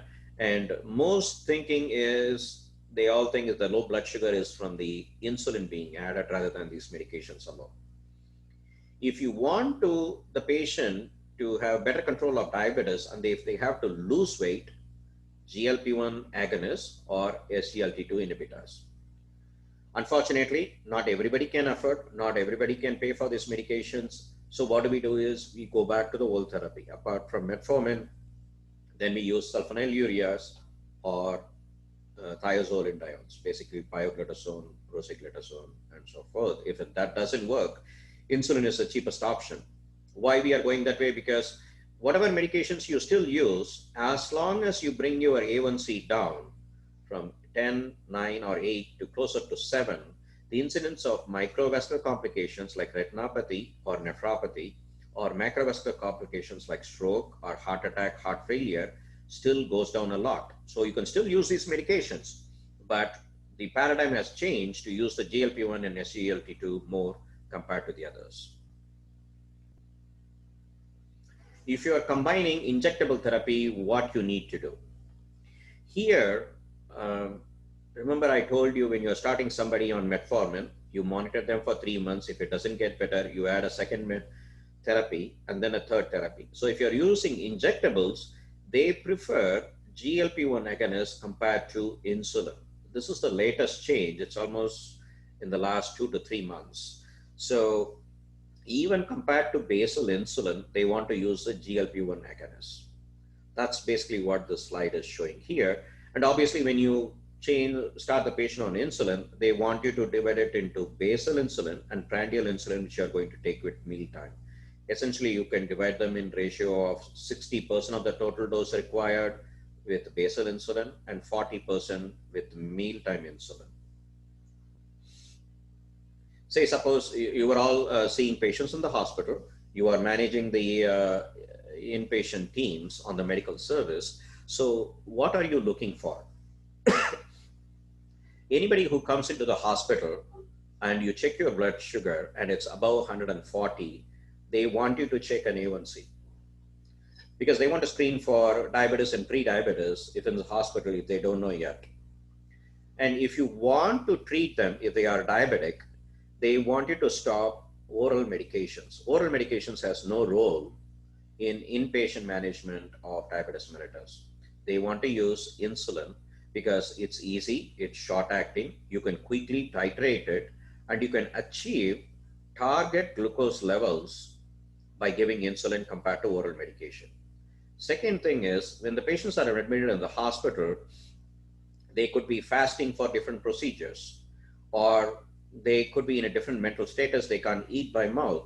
In those patients, you don't want to give oral medications, or they could be septic, they could be in renal failure. So that could be contraindications for oral medication. So the easiest, best way of managing diabetes in the inpatient setting is by using insulin.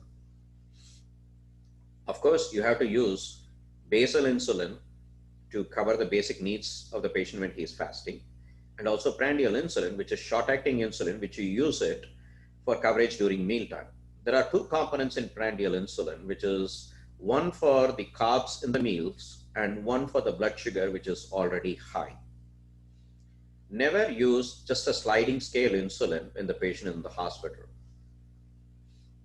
And of course, when the patient is going home, you should have a proper discharge plan for management of diabetes when they go home. That means if they are on oral medication, you have to adjust those medications to go home. If they are not controlled with oral medications before they came into the hospital, you are putting them on insulin, you need to teach them, offer them the insulin, dietary education, and so forth, and follow up as an outpatient. Here I want to spend some time on this sliding scale insulin, why it's not the preferred method anymore. The sliding scale insulin is basically what is called a reactive approach. That means your sugar is already high. You lost the boat here. So you are trying to catch up. So you are trying to current the sugar which is already high. You have to be proactive. Basically what you need to have is a basal insulin, and you need to have a prandial insulin. The prandial insulin, which is showing on the right side, one is for nutritional, which is for the carbs in the meals which the patient is going to eat. If it's a type 1, they do what is called a carb ratio. Usually it varies between 1 unit for every 10 to 15 grams of carbs. In type 2s, because of the insulin resistance, you might require more insulin. I have seen patients who take 1 unit for every 5 grams of carbs, particularly if are obese type 2 diabetic male. Number 2 of the component is called the correction factor. They don't call it as short-acting insulin anymore. This correctional factor is for the blood sugar, which is already elevated before the patient starts eating. And this correction factor should be added to the prandial insulin the next day. So every 24 hours, you want to titrate it to bring the blood sugar under control. What numbers you are looking for? If you are as an inpatient on the medical floor, your fasting should be less than 140. If you're looking at postprandial, it should be 160 to 180. And it's instead of writing some kind of algorithm for each and everything, ADA has recommended that each hospital has a pre-planned method of insulin administration. So there is no ifs and buts. So there is no change in dosages, and there is a protocol to follow. And many of the hospitals in the US, at least they have taken over by the nurses at this time. So there is a protocol written by the doctors, which is automatically followed by nurses. When it goes beyond a parameter, then the physician intervenes. So there is a standard way of monitoring and managing inpatient diabetes. This is essentially what I told so far, except that if the patient is on steroids, you can use NPH insulin around the clock. It works really very well if the patient is on high dose steroids for whatever reason, COPD exacerbation or brain tumors who are on high doses of dexamethasone and so forth. Instead of using Aspart, Novolog, short-acting regular insulin, you can use NPH with very nice control. And again, I wanted to stress, there is no sliding scale. You need to have one for the food they are going to eat and a correction factor for the sugar, which is already elevated. Now coming back to management of hypertension. We all talked about how much A1C you want to achieve, how tightly you want to achieve, how quickly you want to achieve in what kind of population, right? Same thing applies for what is your blood pressure control. So I have put in 4 studies here: ACCORD, Advanced Study, Heart Study, and Sprint Study. So each one had a different level of blood pressure control. The most successful ones are blood pressure control, which were closer to 130 over 80. They had the best outcome. If you controlled it too tight to closer to 120 over 80, particularly when they have kidney disease, the outcomes were bad. If you allow them to have blood pressure 140 above 90, that is also bad. So the sweet spot and the number you are looking for management of hypertension is around 130 over 80, particularly with cardiovascular disease, and kidney disease. So how to manage it? Like in diabetes, if your A1C is less than 9, monotherapy. If it's 9 to 10, two drugs at the very start, right? Here also the same way. If your blood pressure is running above 160 over 100, don't start with just one medication. In diabetic patients, you always require anywhere between 2 to 4 agents to control your blood pressure over the lifespan. So at any time. So if the blood pressure is at 160 over 100, start with 2 agents.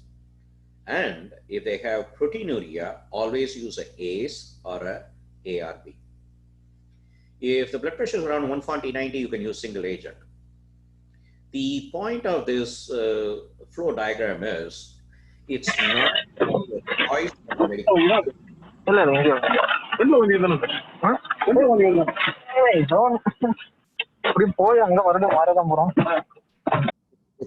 Not the choice of medications which you use, but the amount of control. So in other words, don't keep on increasing the A's if it's not helping. Add a second medication. If it doesn't use, add another medication.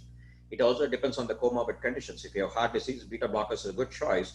Though beta blockers can raise your blood pressure, but you can still manage it with insulin and other agents. So you can choose a mix and match of different antihypertensives as long as you are keeping your blood pressure around 130 over 80.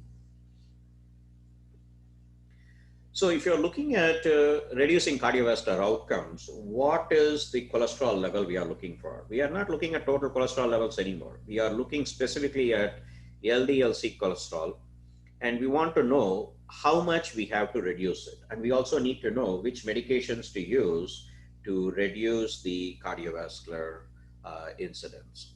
So for every 39 milligram or roughly 40 milligram reduction in LDL-C, you have about 1/3 reduction of major vascular events. That means you have a massive MI or a big stroke. To reduce that, if you drop the LDL, whatever is the baseline, by 40, if you reduce it, you reduce the incidence by almost 1/3. This is a huge thing.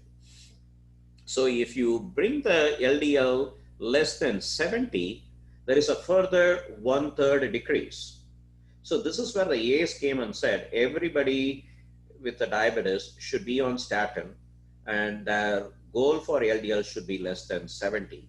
In fact, they have become very aggressive. If you have stroke or heart attack and so forth, they want to keep your LDL around 54, which ADA doesn't approve yet. But that's where ACE is doing, because they want to reduce the incidence of strokes and heart attacks. So this is the classification where they say what is moderate risk, high risk, very risk, and extreme risk. So you can see the moderate risk is patients with the diabetes. So they need to have less than 100.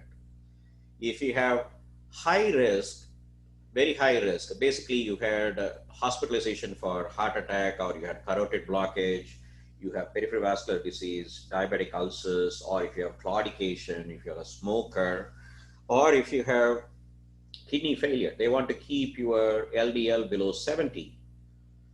If you have worsening with heart failure, second heart attack, second stroke, or kidney failure almost going into stage 4, what they want to keep the LDL around is around 55, less than 55. In some clinical situations, they also check the apoprotein C and monitor their levels closely. So sometimes they target that to reduce the incidence of heart attacks. So as you can see, the lower the cholesterol, the lesser incidence of heart diseases and stroke. So the take-home message from this is use a moderate intensity statin, keep the LDL less than 70. So there are different varieties of statin. There are different doses of statin. Which one should be used?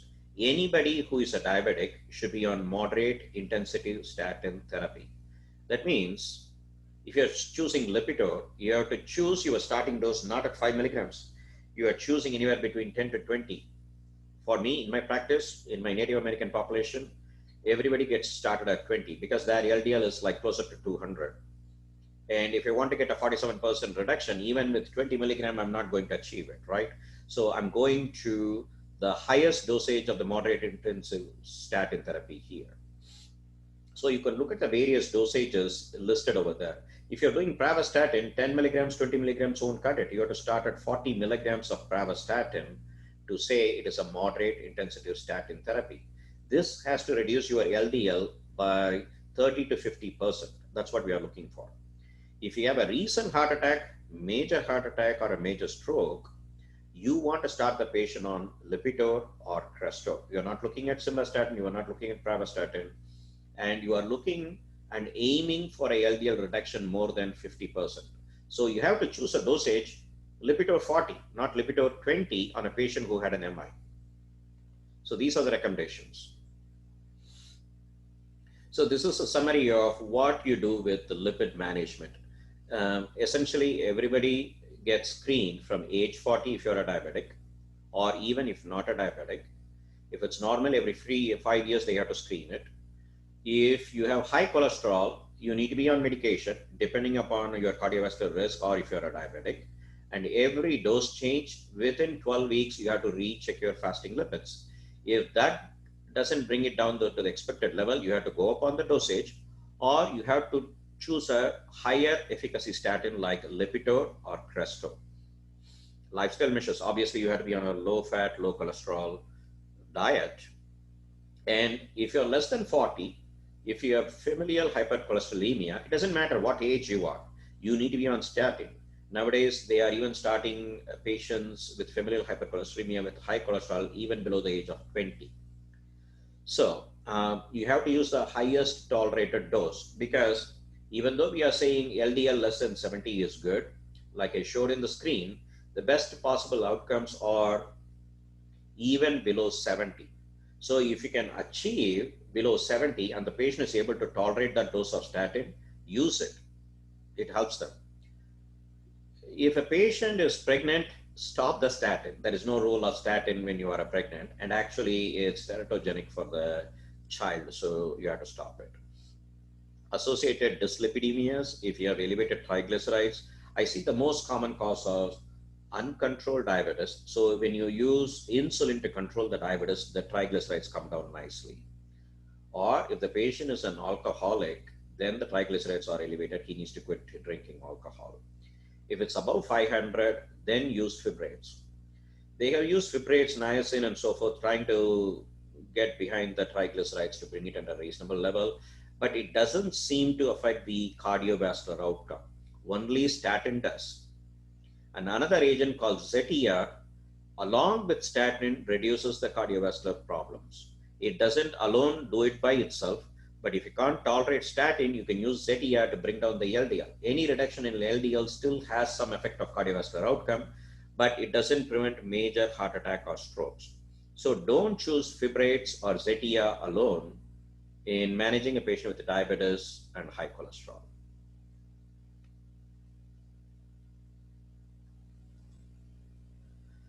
I'm coming to the end of the presentation nicely. So I'm looking at renal problems when you have reduced GFR, when you have CKD. As your GFR worsens, you can see the incidence of cardiovascular disease increases rapidly. As you come to closer to stage 4, there is a dramatic increase in the incidence of MI and strokes in these patients. And when they are at stage 5, end-stage renal dialysis, their mortality rate is really sky high. So what do we do with the diabetic renal disease? For a type 1, you have to check the urine for microalbumin, and 5 years after that. If you're a type 2, 1/3 of the patients, they already have renal disease. So you have to check their creatinine, GFR, and urinary protein on day 1 when they're diagnosed to be a diabetic. If they have proteinuria, the patient needs to be on ACE or ARB. And if they don't have any protein in the urine, it's good, but it has to be checked at least once a year as a screening test. And whenever there is protein, you need to address. If they have protein in the urine, that could be various causes. It doesn't have to be diabetic nephropathy. If you have a fever, you can have protein in the urine. If you have a high protein diet the day before, you can have protein in the urine. If you exercise a lot, you can have protein in the urine. So any protein in the urine has to be confirmed later, and if it's present, then it needs to be addressed. So there is a caveat if you see protein in the urine. These days, the new wonder drug is SGLT2 inhibitors. They seem to work even in patients who have stage 3 and stage 4 renal failure. So initially they thought the canagliflozin was worsening the renal failure, but they went back and looked at it. On all patients who have diabetes, when they put them on these SGLT2 inhibitors, they reduce the incidence of nephropathy, proteinuria, progression of renal disease within 2 years. This was independent of diabetic control. That means you can have an A1C of 10 and you are on SGLT2 inhibitors. The amount of nephropathy which happens with and without it was much, much lower with these medications. So if anybody who has renal problems, heart failure, and so forth, this is the number 2 medication to use after metformin. When do you want to send a patient to the specialist? When the GFR is going below 30, that's when they need to start seeing the nephrologist. It doesn't mean they are going on dialysis. Usually they try to rule out infections, other kidney functions, vascular disease, and so forth.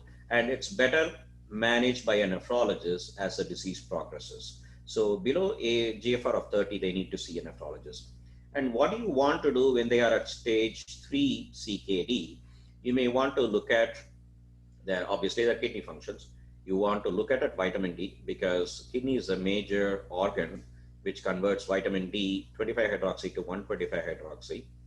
And that goes down and that stimulates the PTH, which causes secondary hyperparathyroidism, bone disease, and so forth. And of course, renal failure is associated with anemia. So after stage 3, they may need to be on bone marrow stimulants like epogen. So it's at that time they need to be referred to a neurologist and followed closely. Okay, I had bored you enough with such a long lecture. Now I will keep quiet and can answer any questions you have.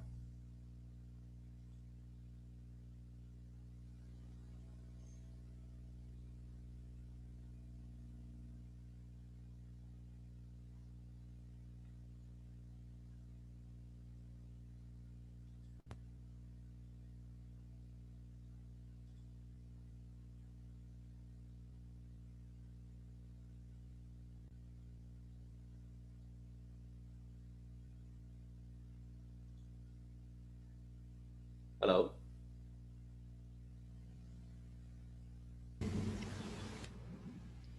Hello, sir. I don't think people have any questions. If you have any questions, please drop them in the chat box.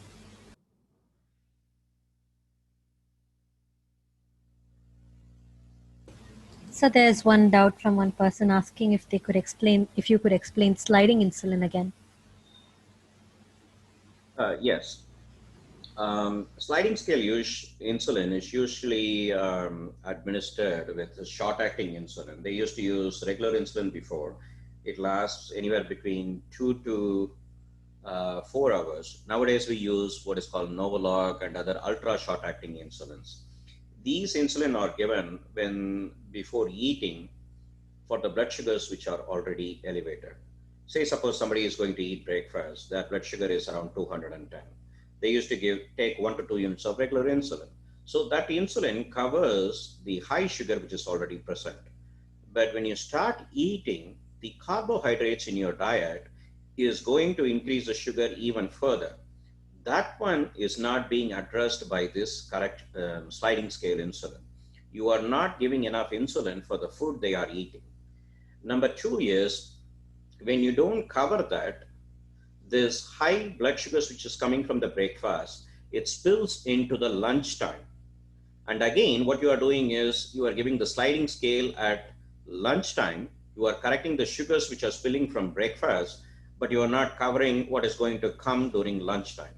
So it's basically you are chasing something which is already elevated. If you want to bring down the blood sugars to the desired level of 140 or below before the meals, you have to address the elevated blood sugar before eating, and you have to give some insulin for the sugars which are in the meals. Am I making sense?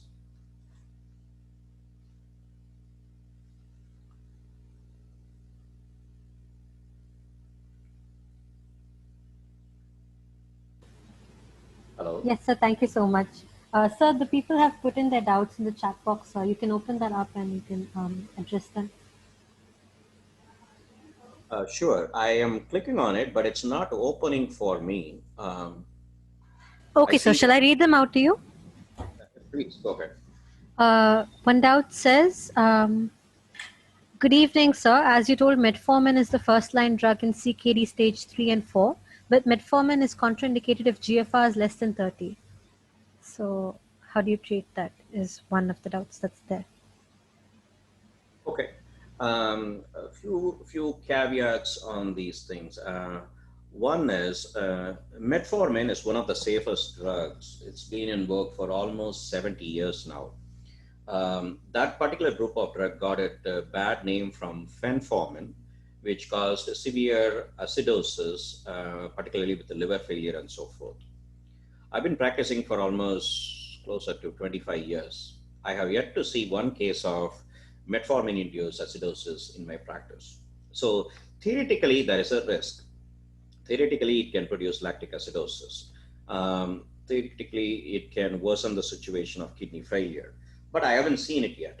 It is one of the cheapest medications available, and it's one of the most potent medication also. It drops the A1C by 1 to 1.2%. So if your A1C is like 8 plus, by giving metformin, you can bring them to 7.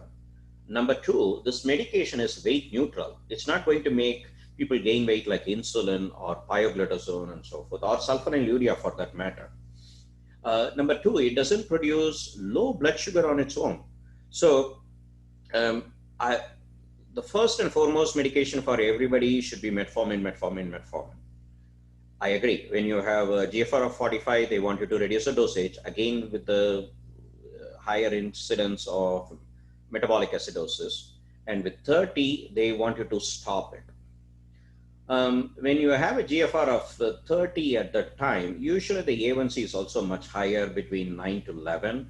So it's preferable to use insulin and stop the metformin. But in my practice, whose A1C is adequately controlled, but their GFR is like varying between 25 to 35, I still use metformin without much problems.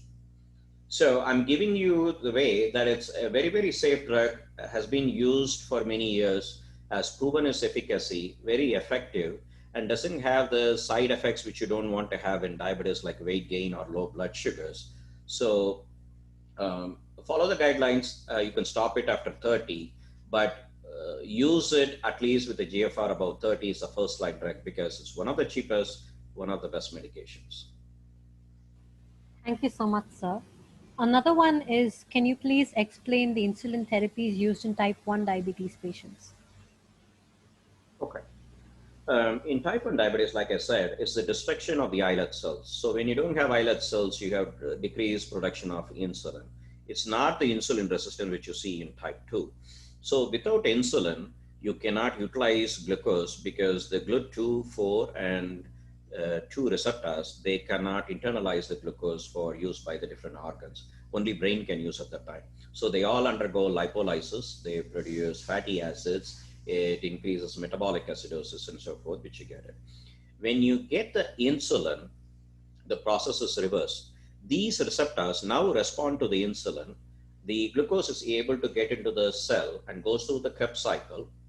It is able to be used in the mitochondrial chain. It's being able to get converted into glycogen and other factors.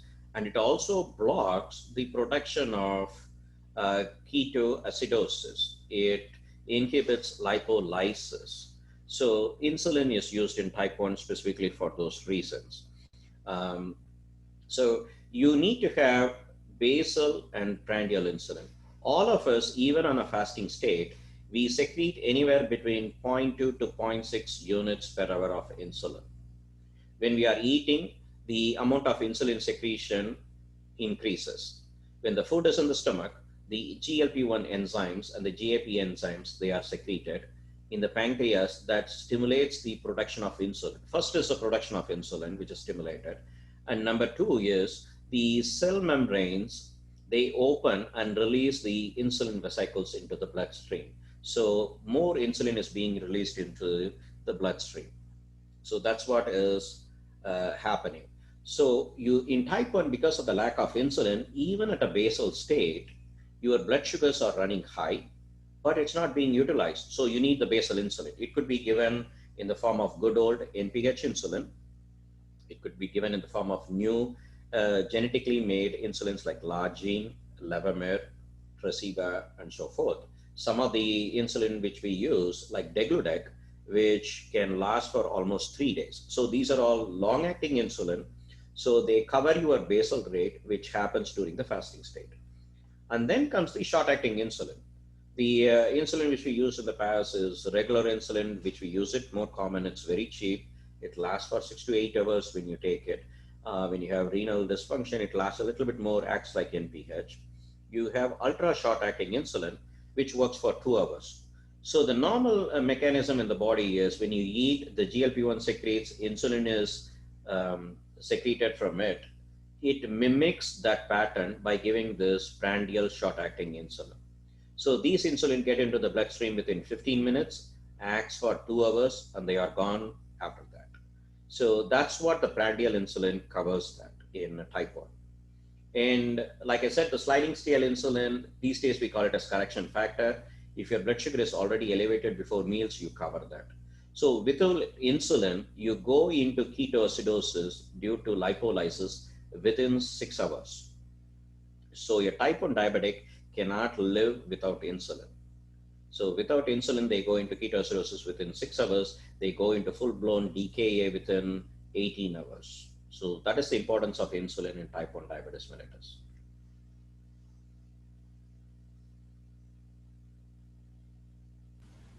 Thank you, sir.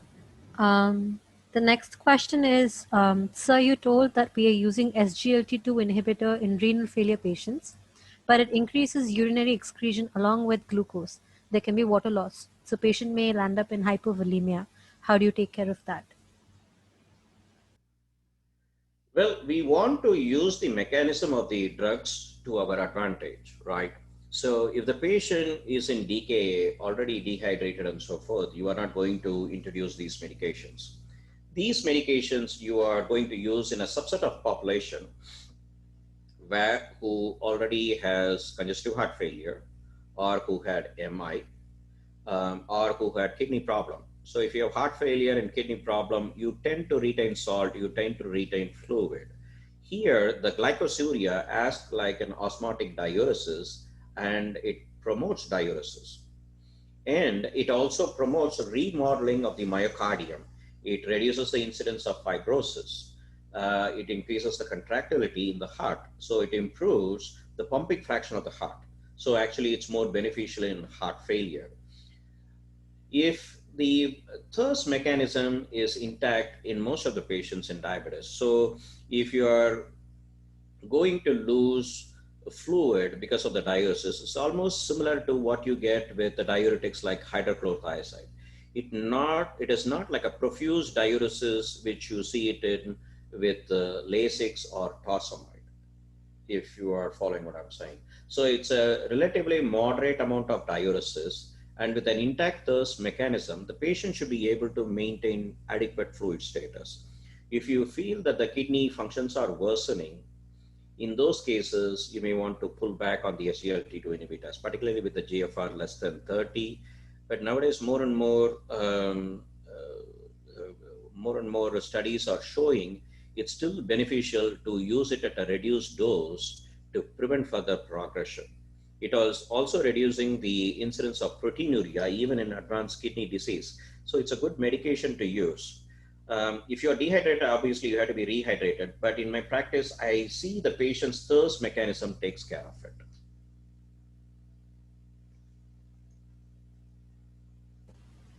Thank you so much, sir.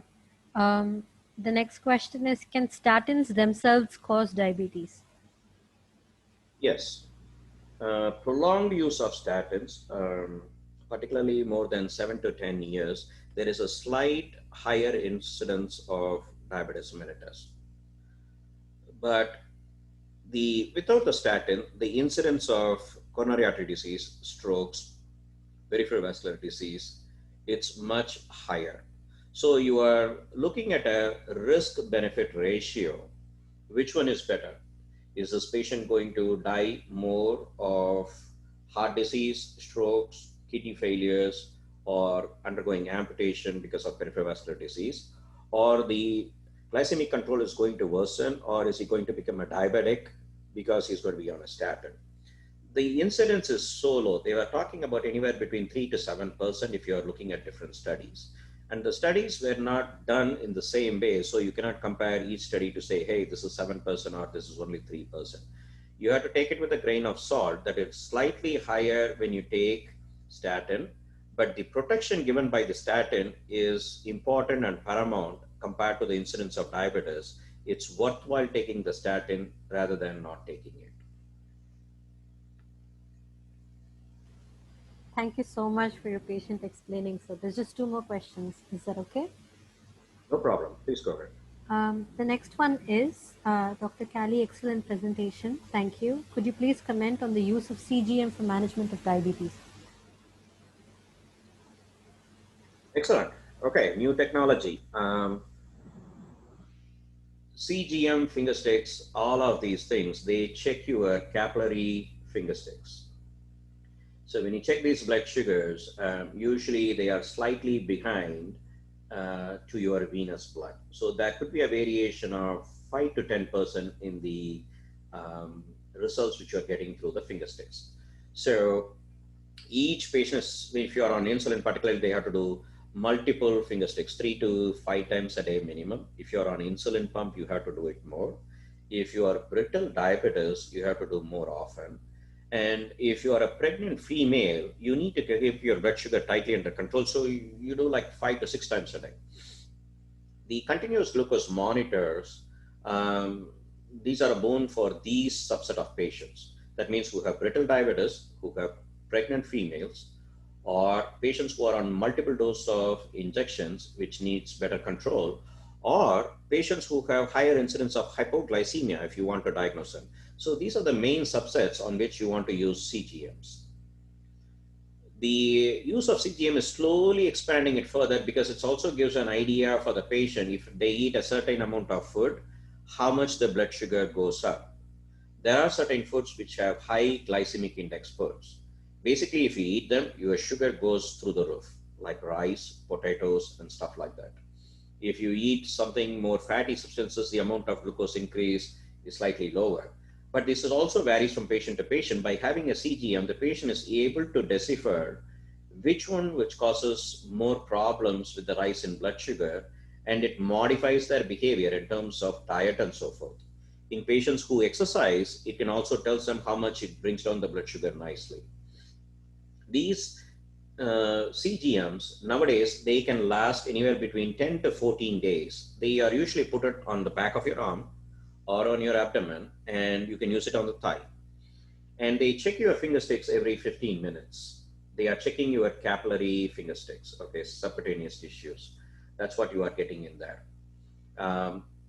Nowadays, they are talking about, with the CGM, how often you are keeping the blood sugar in the range. That means you have to keep the blood sugar in the range between 80 to 130. You can see them. That could be given in the report. So you can see, if you take a diabetic patient, their blood sugar goes to 300 after they eat, it comes down to 90 when they take their insulin, but again, it goes up to 200 during the day. So this kind of yo-yo variation in their blood sugar, it promotes atherosclerosis, thickening of your blood vessels. And this is what causes heart attack and strokes down the road. But with the CGM, it tells you exactly where the sugars are going up. So you can address that with insulin or other medications to make it as a uniform glycemic level in the blood. So, and these are very useful. Nowadays, you can use your smartphone, you can scan over that sensor, and you can get your blood sugar. So every 15 minutes, if you want to scan it, well and good. Most of us, we look at WhatsApp every 2 minutes, right? So these patients can scan their things every 15 minutes, get their blood sugar levels, and they can see how their treatment affects it, how their diet affects this, how the exercise affect this, whether they have undiagnosed, undocumented hypoglycemias with their finger sticks. They were doing it before. So this is a very, very good option tool available for a certain subset of patients. It is not necessary everybody needs to have a CGM who is a diabetic. So brittle diabetes, pregnant females, patients who are multiple dose injections, who are prone for hypoglycemias, these are candidates for CGMs to use. And it's a wonderful way to see the patterns and manage diabetes. And then on average, by using a CGM within 3 months, you can drop your A1C by 1.7%. It's almost like giving a medication to a patient. If you slap them with a glucose sensor, continuous glucose monitor, it reduces their A1C because they are able to see it and adjust their lifestyle. Thank you so much, sir. And the last doubt is there any rule of thumb for easily calculating units of insulin required for the patient? You could do that. It's based on like 1800 divided by 15 and 500 divided by 10. These are different formulas. They are used by different institutions. They are useful in management of insulin therapy when you are using it in type 1. I can send these things with the WhatsApp group. I can forward these things for you all to do. The average for a type 2, because of their insulin requirements, their insulin doses are much higher. So in a typical type 1, you are using anywhere between 0.1 to 0.3 units per kilogram body weight is the total amount of insulin dose in 24 hours. If you're a type 2, it can vary anywhere between 0.4 to 0.7. In some severely obese, insulin resistant patient, it can even go to 1 unit per kilogram body weight. I have used patients with insulin going up to 450 units per day. And when you are using insulin, you are supposed to divide it into prandial and basal. The rule of the thumb to divide it is 60% basal, 40% prandial insulin. Out of that 40% prandial insulin, again, you divide it into 3 for the 3 meals you are eating. Even on the meals, you have to divide some for the amount of carbs in your diet and some for the correction factor insulin. So it gets more complex. In olden days, when we were all training, anybody who needs to be started on insulin, we all started them on once a day insulin at bedtime. We just started at 10 units and started titrating it. Nowadays, with these formulas and so forth, you can hit them with the amount of insulin you are using. There is one caveat though. If, like I told you before, if it's a young patient who are newly diagnosed with diabetes mellitus, no comorbid conditions, no heart attack and stroke, you can use these formulas to give the insulin to get the blood sugar under control. Some patients, they respond quicker. Some patients takes a while. Some patients, they respond too quickly, having too many hypoglycemic episodes, and that pushes away from using insulin therapy. Having hypoglycemia is one of the scariest things in life. It's almost like impending doom and death kind of thing. That's how the patients describe. So you don't want to have hypoglycemia. So when you're using these formulas, use it on patients who could be monitored, who are young, who don't have other problems, and who you can adjust the insulin. You don't want to use it on patients who have problems like heart attack, strokes, old age people who cannot follow the directions, or who are going to be in a nursing home, or you are not going to see them for the next 3 to 6 months. Once you give it, you don't want to use these formulas to do it. In those patients, you can go by the old method of starting them slow and low.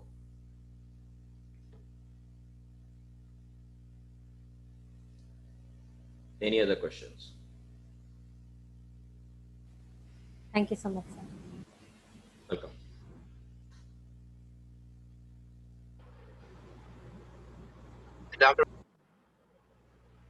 Dr. Prasad, Hello. Dr. Is there any other questions for me? Dr. Venkat, am I audible? Yes, I can hear you. Okay.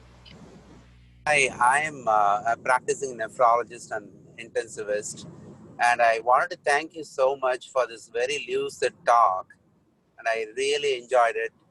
sorry, I'm driving and I'm very sorry for this noise around me. I have a couple of thoughts and questions for you, if you don't mind. One is as far as you, as a practicing endocrinologist, you mentioned that you have not at all or very rarely seen the metabolic acidosis component from the metformin as and when the GFR drops. In my kind of practice, being the area where I receive them as a sanctuary, I see a lot of lactic acidosis happening from the metformin. And, many of them end up needing temporary dialysis. So it is a really happening thing. I just want to share that a view from my end of the side. And the other couple of questions I have for you are the SGLT2 inhibitors and the risk of amputation. There are some literature that supports that they really don't do that, and GLP is better, they say, but I am little confused as far as whether they really increase the risk of amputation in either the PAD patients or not the PAD patients. I don't know what is the incidence. If you have any thoughts on that or evidence or your practice has made you understand, if you kindly share with me. And the other one is the possible, because of the glycosuric effect of the SGLT2 inhibitors, the people that have not had any circumcision, they end up having a lot of fungal infections in their prepuce. So does that increase the possibility of Fournier's gangrene in them? Have you seen any cases like that in your practice? Whether that is a limiting factor in using these agents, because the mechanism of action is renal glycosuria, and there is no way we can go via media about it. So if you can throw in your thoughts, I would really appreciate it. I hope I'm audible. Yes, you are.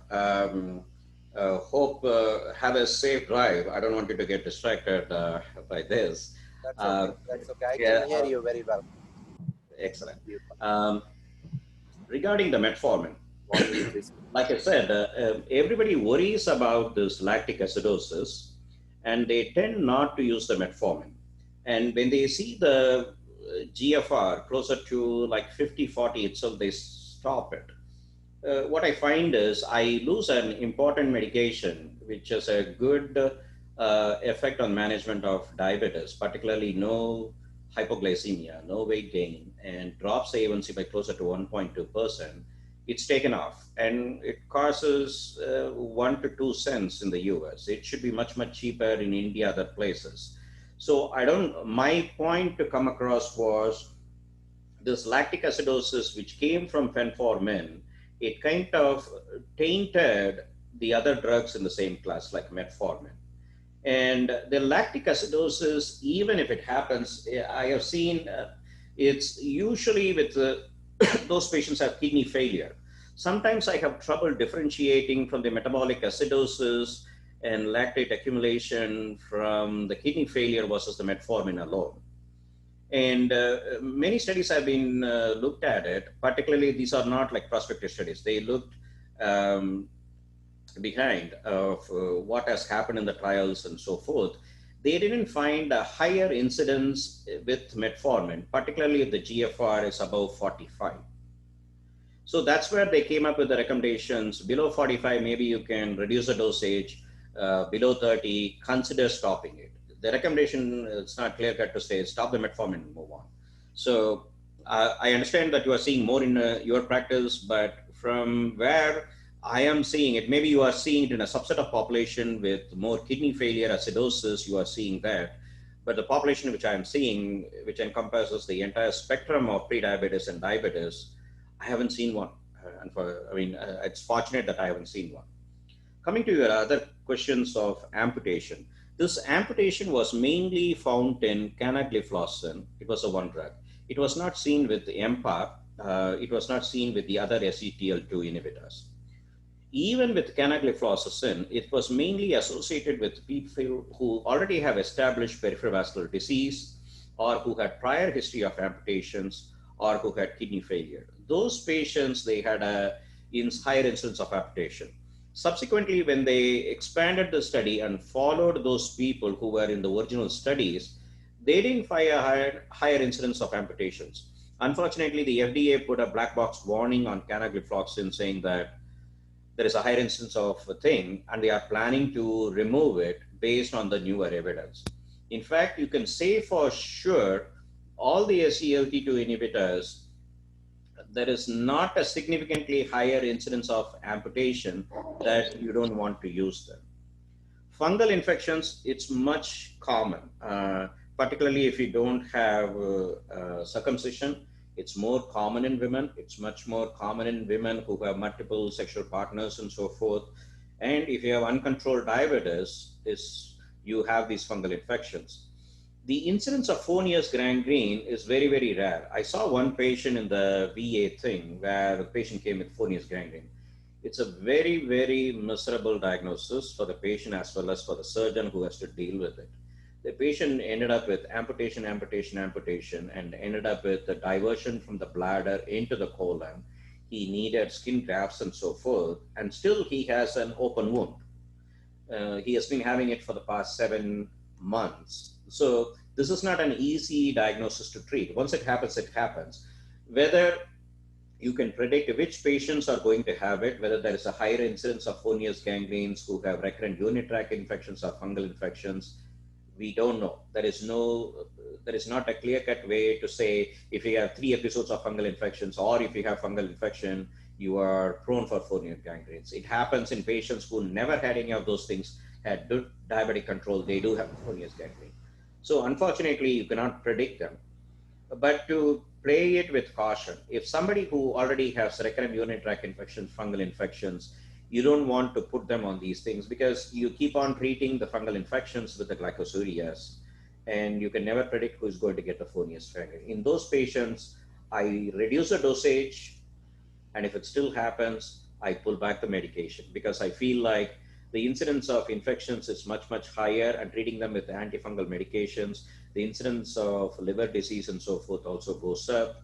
And I feel like it's not worth using them. And I have better agents like the GLP-1 agonists and so forth to use. I hope this answers your question. Yeah, I hope I'm audible. Thank you so much. I just needed to confirm from a endocrinologist's mouth. So thank you so much for clarifying that. Really enjoyed this lecture, and thank you very much. Appreciate it. Thank you. Thank you so much, sir. I think there's just one last question, if you don't mind, sir. Is it okay? Go ahead, please. Sir, is pioglitazone still in the market? It's been banned because of bladder cancer. Some studies shown that the cancer incidence due to preservatives that have been added to it. What is your take on this? No, as far as I know, it's not banned. It's available in the United States. It's a counterpart. The rosiglitazone had a bad rap because in the initial studies, they found out that there was a higher incidence of cardiovascular outcomes. More MIs, more heart failures happen. But pioglitazone has a very good cardiac profile. It actually lowers LDL, so it has a very good lipid profile, particularly in patients with diabetes. And it also known to reduce the incidence of diabetes if you use in patients with the pre-diabetes. So this is not banned. Actually, we are using it, but it's not in the first line, second line. It's either the third line or the fourth line of drugs if you want to use in diabetic patients. One major caveat, if the patient already has stage 3 and stage 4 cardiac failure, that means they have pitting edema or they are short of breath on exertion, you don't want to use this drug as it causes fluid retention.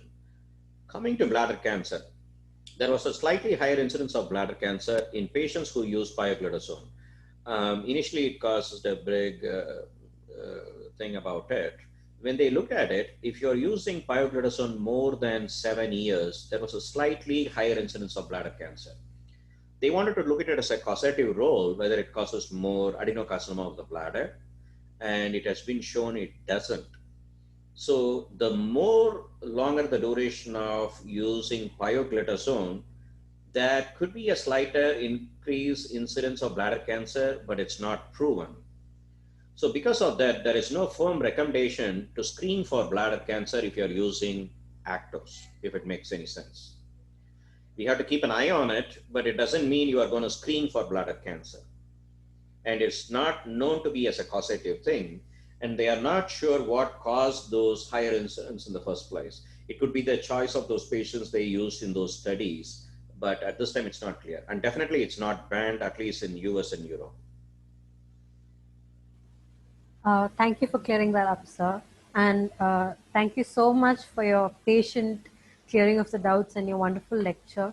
I think there are no more doubts that anyone has. I don't see any in the chat box, sir. So thank you so much.